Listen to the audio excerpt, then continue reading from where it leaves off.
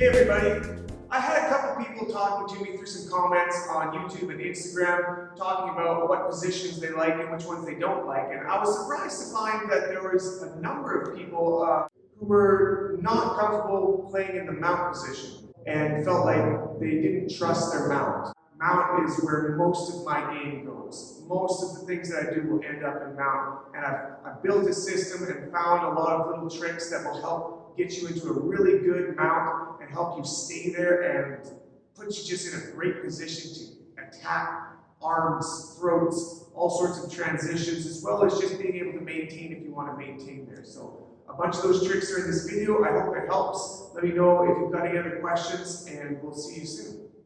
Hey guys, Drew with BJJ Jiu-Jitsu back again. We're going to go over mount today. Not just getting mount or attacking from mount, but I want to specifically focus on how to control and dominate from mount. And the way that I look at the mount position, it's not just one thing. And that might be something that you haven't considered, or once you do consider, could change your game. So we're going to go over 3 different types or ranges of mount, at least a couple reasons why they are or aren't good, or what could or couldn't happen from them. And then we'll get to what my favorite position in mount is, being the high mount, how to get there, how to dominate from there, how to isolate from there, and really sort of up your top game to the point that you're no longer afraid to take mount because you might get reversed. You're actually going to enjoy going to mount and really dominating, taking over an entire round from what should be one of the strongest positions in all of Jiu-Jitsu. So, I'm going to have Elvin start on the bottom here. So when we're talking about 3 ranges of mount, I look at it as a low mount, a mid mount, and a high mount.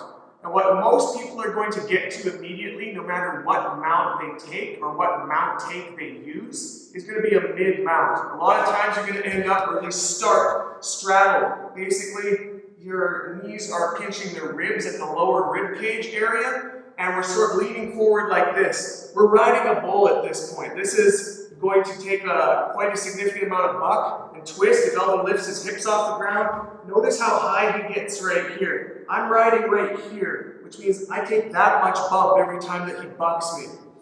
His objective here, keeping his arms tight, keeping his chin down, he's being defensive here, is to try to shrink me down into low mount. So if he starts shrimping me down like this, we're going to get to the point where we're basically, our hips are over his hips.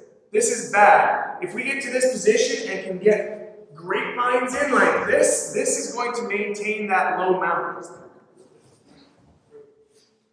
This is going to maintain that low mount by keeping our weight through our hips, pinning like this, so we can't be stripped down anymore. So this is a good little fail-safe if you're getting stripped down, to try to get these grapevines in on his legs and throw all your weight through your hips long enough that once he stops struggling for a second, we can get back to at least mid-mount and start maintaining our position again.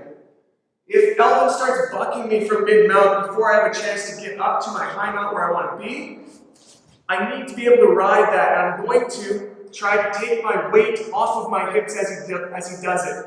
As you feel him starting to explode, we're going to move like that, because I don't want to attach myself hard to him and he bucks, and I start moving like this, where my momentum is his momentum. I want to keep it separated as much as I can when that happens. So now that we've covered mid-mount, low mount, we're going to get to what, in my opinion, most important, which is high mount. What I need to do is worry about these elbows first. This is what's going to keep him, a wall between me and him getting to high mount, as well as he's going to be using them to shrimp down to get me into low mount. So if I were to just try to force my knees up or pull this and come, he can move with me as I do this, and we're going to move all the way across the mat. This is no good. What I want to do before I start trying to move up is I have to stop him from being able to move up with me. The way I do that is I drop my elbows in front of his traps like this and pull back. So now I've built a wall up here that he can't move back against. Now I can drive my knees up, 1, 2. If they're having a problem, if I can't get this one up, I'm going to keep one wall in, pick his elbow and bring it up, bring it back. Pick his elbow, bring it up, come back. Once I get my knees in line with his deltoids, his shoulder muscles up here. This is very important. I'm going to pinch like this. We turn 90. We're building a wall here, here. We're coming up and pinching. That pinch right here is very, very important. Super important detail for both dominating the high mount as well as starting to isolate his arms. If I'm like this, he can keep his arms down. He's got pushing pressure right here. Whereas if I'm here, it flares them in a way that takes a lot of strength out of them. You'll feel it when you're on the bottom and this happens. All of a sudden, his arms are going to be a nice little workshop for me to play with. If he's in a gi, we've got collar chokes right here. But now that I've taken the work to get this far, I pinched, I can posture up. If Elvin bucks now, I'm barely moving. Turn sideways again. Watch Elvin as he lifts his hips off the ground. All of the extension is down here. This is as much as I'm moving. Like 2, maybe 3 inches right here. I can stay heavy. He can buck and buck and buck and buck. And keep going, start bucking. Yeah, this is not going to move me off this position. If he starts twisting and stuff, it's really, really easy to maintain this position. Keeping that pinch. You twist again. Yeah, we're gonna keep like a rock over top of his chest.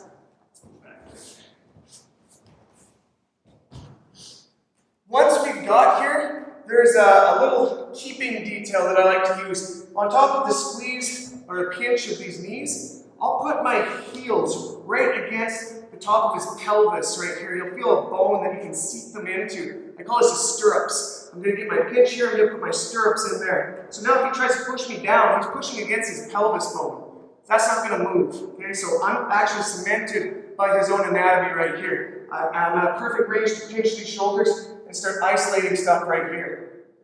The way that I like to play this, once I've got my high mount, or pinch, we've got the stirrups in, I like to arch up right here and start attacking or at least isolating these arms. There's always going to be one or the other. If he's like this, you can really have your choice. Oftentimes they're like this. I'm going to start by underhooking the overhand and start pushing the underhand to the ground this way. Okay? It's actually remarkably easy once you've got that pinch and their arms flare up. Once we've got it pinned right here, we've got all sorts of options. Obviously, we can turn for an armbar here. Obviously, we can go for Americanas here.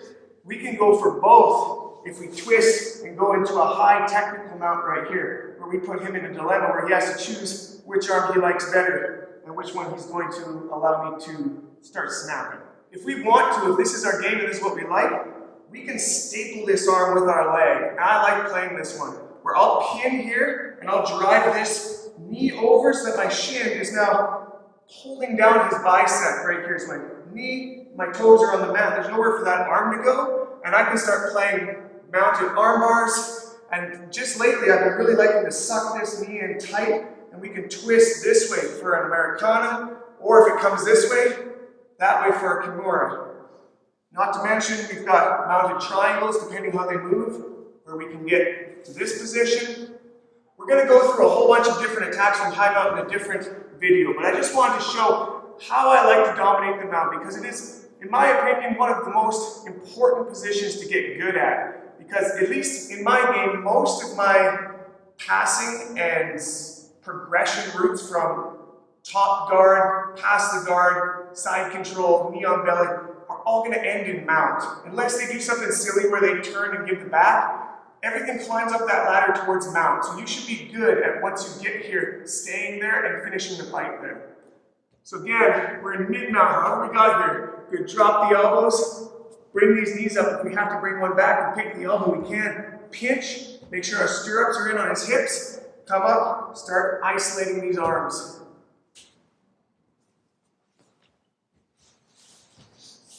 So there's a nice little overview, introduction on how I like to dominate from mount. I hope this helps you guys. I know a lot of people find that they're a little leery when it comes to taking mount because they don't have a good time maintaining it. They prefer to stay in a side control position, maybe north-south, maybe knee on belly, but they feel when they get to mount, they just get bucked off immediately.